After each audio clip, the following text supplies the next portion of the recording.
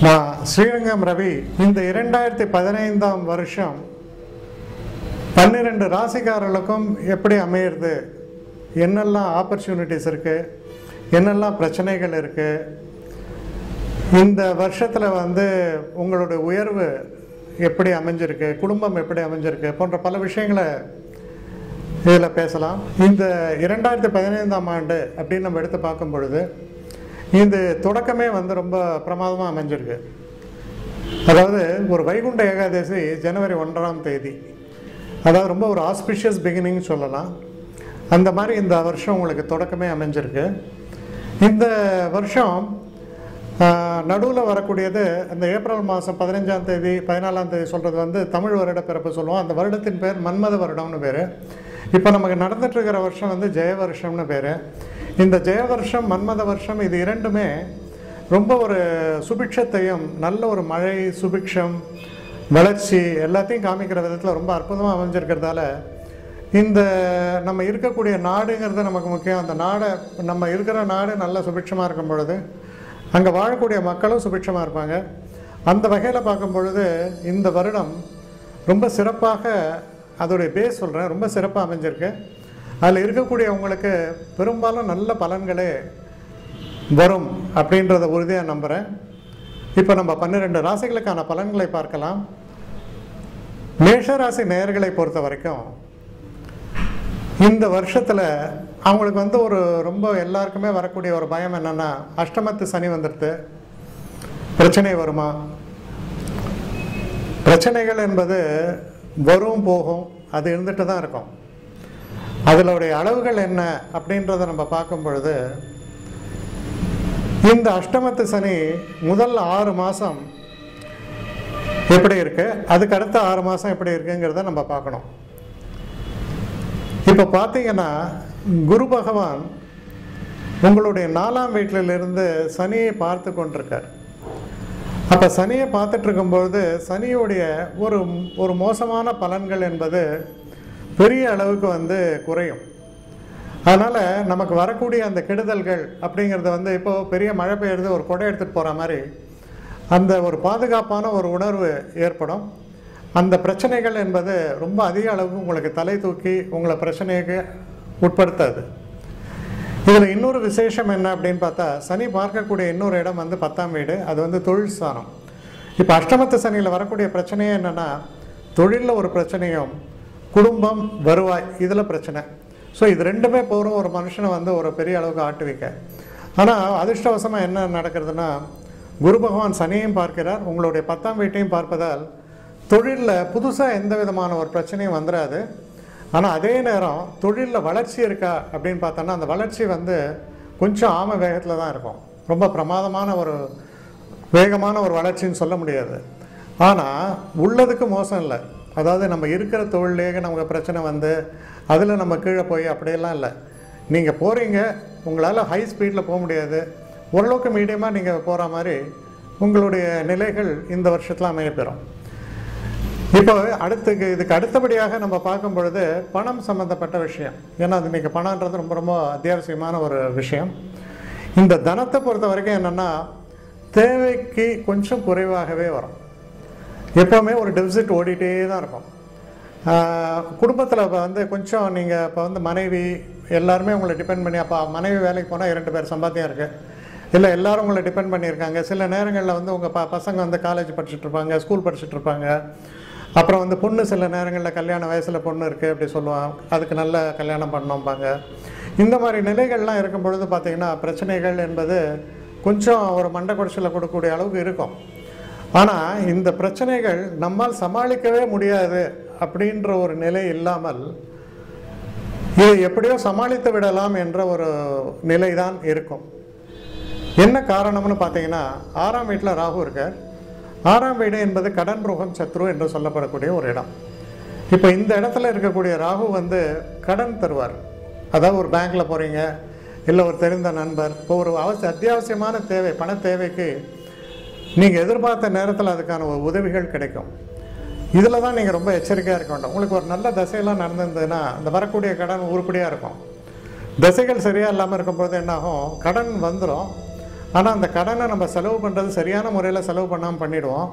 அதுக்கப்புறம் அந்த கடனை நம்ம திரும்ப அடைக்கக்கூடிய ஒரு பேர்டனில் மாட்டிப்போம். சில நேரங்களில் அவசரத்துக்கு கடன் வாங்குகிறோம் சொல்லி 3 வட்டி 4 வட்டி மீட்டர் வட்டிலாம் சொல்கிறாங்க. அந்த மாதிரிலாம் பண்ணுவாங்க. அது மாதிரிலாம் பண்ணிட்டீங்கன்னா ரொம்ப கஷ்டம். அதனால் அந்த விஷயத்தில் வந்து நமக்கு என்ன தேவையோ அதை சரியான முறையில் உணர்ந்து அதுக்கு மேலே ஒரு ஸ்டெப்பு கூட வைக்காமல் நீங்கள் ரொம்ப ஜாக்கிரதையாக இருக்க வேண்டிய ஒரு காலகட்டம்னு சொல்லணும். சரி, இந்த அஷ்டமத்து சனியுடைய காலத்தில் வயசானவங்க, ஏற்கனவே நோய்வாய்ப்பட்டிருக்கவங்க, இவங்க கொஞ்சம் எச்சரிக்கையாகத்தான் இருக்க வேண்டும். இப்போ சொல்லலாம், அப்போ ரொம்ப எங்கள் அப்பாலாம் வயசாயிட்டார், 90 வயசு 85 வயசு, அது மாதிரியான ஒரு காலகட்டத்தில் இருக்கும்போது கொஞ்சம் அதற்கான ஒரு ஒரு ஒரு கர்மயோகம்னு சொல்லுவாங்க, அந்த கர்மாவை செய்யக்கூடிய ஒரு பலன் உங்களுக்கு ஏற்பட்டுடலாம். அதனால் சனியால் வரக்கூடிய சில பாதிப்புகள், சில நன்மைகள் எல்லாமே கலந்து வரக்கூடிய அளவில் இதில் இருக்குது. பாதிப்புகள் மட்டும் இல்லை, நன்மைகளும் ஏற்படுவதற்கான வாய்ப்புகளும் உண்டு. ஆனால் தொழிலை பொறுத்த வரைக்கும் பெரிய பாதிப்பு ஏற்படாதனால ஒரு நிரந்தர வருமானம் என்பது இருந்து கொண்டே இருப்பதால் ஓரளவுக்கு உங்களுடைய நிலையை நீங்கள் பெரிய அளவுக்கு சமாளிச்சுடலான்றத உறுதியாக நம்பலாம்.